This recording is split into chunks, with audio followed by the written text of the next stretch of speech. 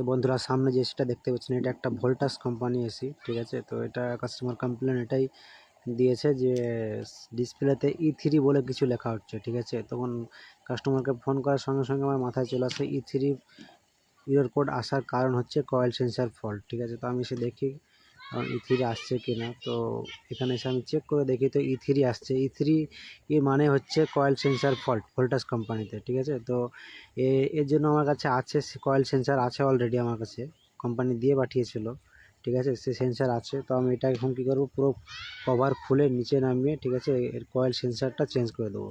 Coil sensor room sensor দুটো আছে, দুটোকে চেঞ্জ করে দেবো।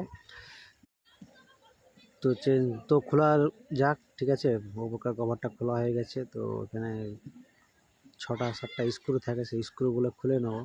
খুললে পুরো কভারটাকে বার করে নেবো এসি থেকে। দিয়ে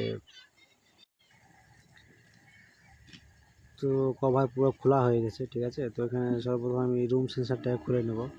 রুম সেন্সার খুলে নেওয়ার পর কয়েল সেন্সারটাও খুলে নেব। দুটোকে চেঞ্জ করে দিয়ে আমি একবার চালিয়ে দেখে নেবো যে ইরর কোড আর আসছে কিনা, ঠিক আছে।